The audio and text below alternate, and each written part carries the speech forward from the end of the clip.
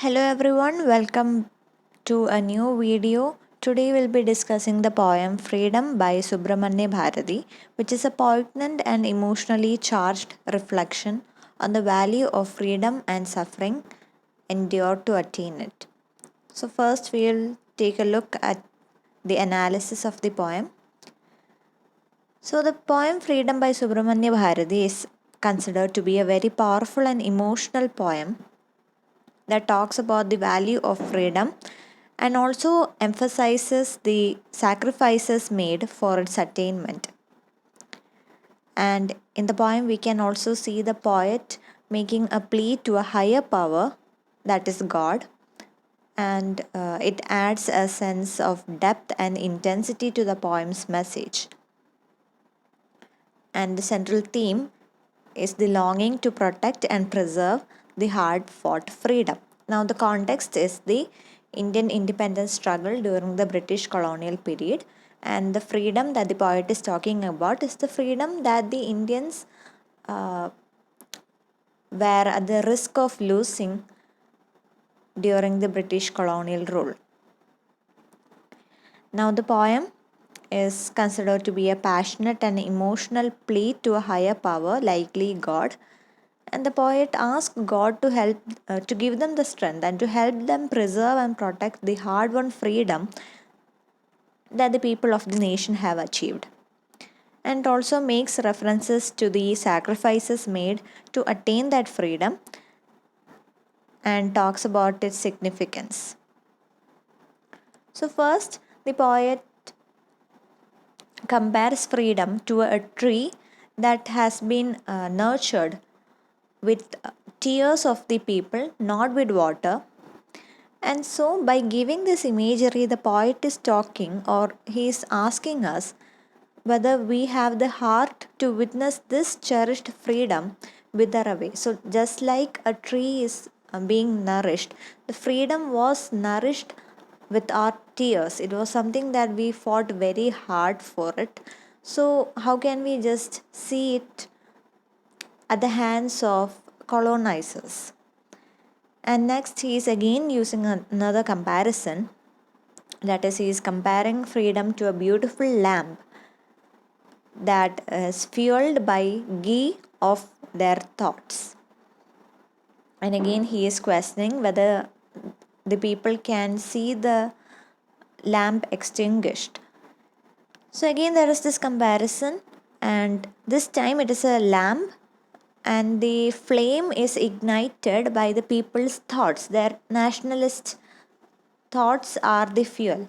And then he is again asking the question whether they can stand and watch the lamp get extinguished. Again, the idea is whether the colonizers have the right to take away something that it is not theirs. And then the third metaphor is that of a jewel, where he compares freedom to a jewel that was acquired after thousands of years of waiting. And then again, he expresses the concern about the possibility of losing it now. So we know India is a nation that have a long history of invasions, and this concept of freedom was always at risk at every time of invasion.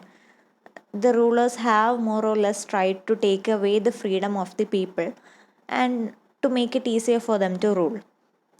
So, probably that is why the poet is making this reference about how the freedom is a jewel that we have acquired after thousands of years of struggle. So, again, how can we watch this freedom just be taken away once again by someone who is an outsider, who is not a native? And then the next reference is to the sages whose wisdom and their belief in righteousness again contradict or complement the suffering and the self forced karma that becomes the requirement. He talks about how our longing to protect our freedom, our desire to challenge the protesters and to fight for our freedom is right. because we are just protesting for something that is a basic right. Freedom is a basic right, and there is nothing wrong in fighting to preserve it, right? So then he is saying whatever we are doing is right, it is justice, and so we don't have to think twice about fighting for our freedom.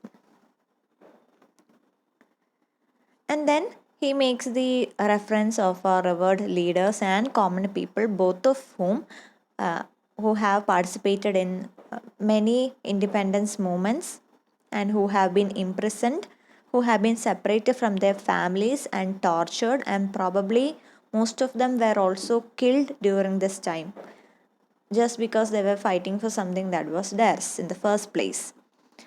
So, that is the description of the anguish and perplexity experienced by the people during the nationalist movement. And it is here that the poet makes an appeal to a higher power, that is God. He is asking for divine intervention to give the people the strength to fight against these colonizers, to give them the help they need to preserve and protect their freedom.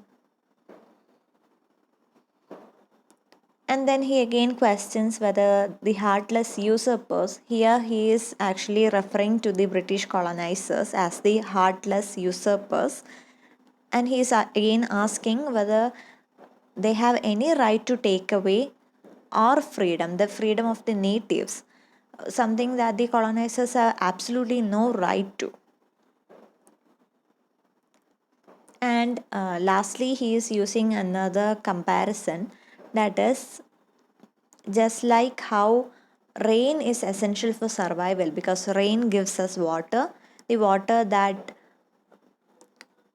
nurtures nature and fills up our river and other water bodies. Just like how rain is important for our survival, freedom is also a necessary component for our survival because it is one of our basic right. And that is another comparison that he uses. And then again he asserts that the pursuit of freedom is absolutely blameless and pure in intention.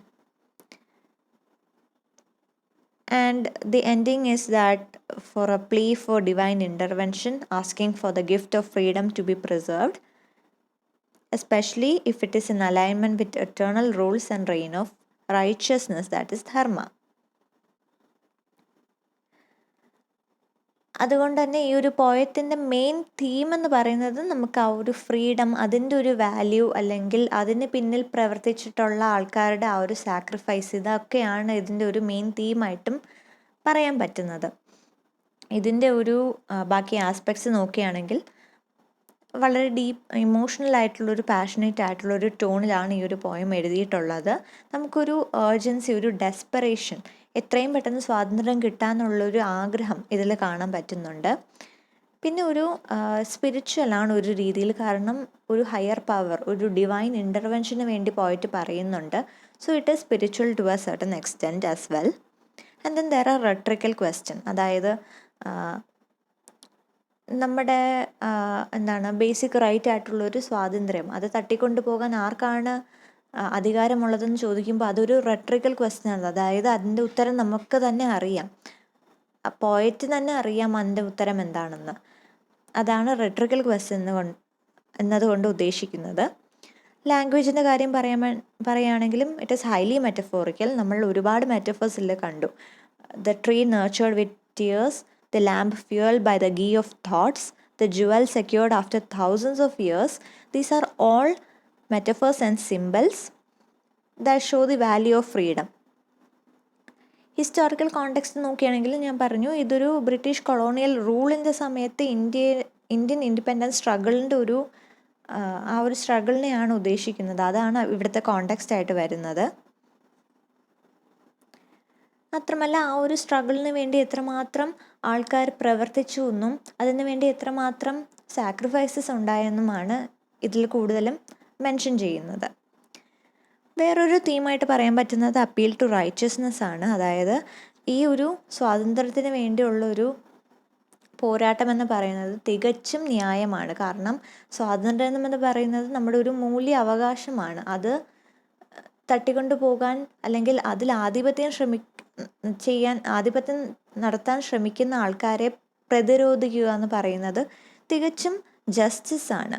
അതുകൊണ്ട് തന്നെ ആ ഒരു ന്യായം നമ്മുടെ ഭാഗത്തായതുകൊണ്ട് തന്നെ വിജയവും നമ്മുടെ ഭാഗത്താണ് എന്നുള്ളൊരു കാര്യം പോയറ്റ് പറയുന്നുണ്ട്. And then the next is a repetition of what we already said. How we can find a desperation, a pleading in the poem.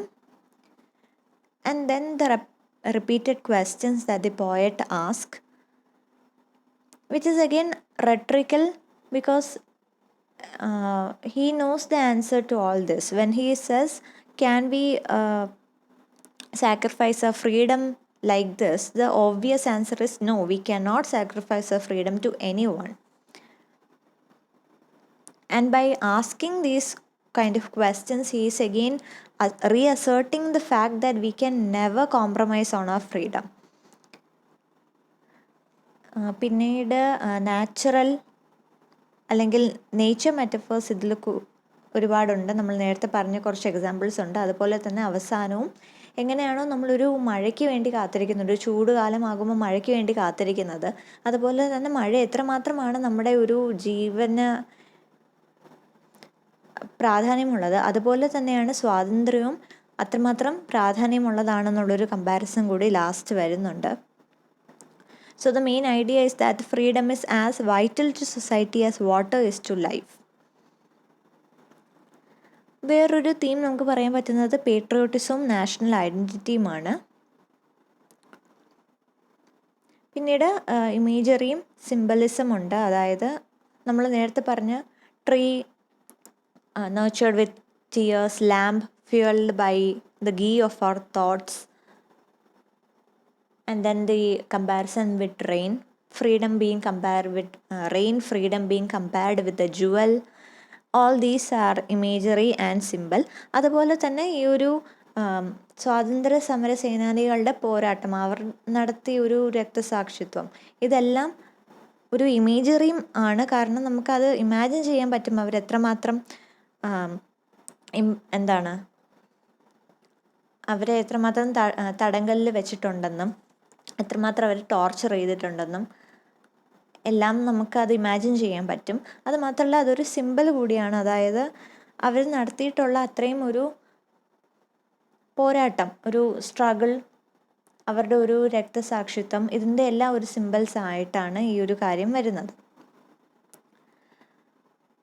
So to conclude,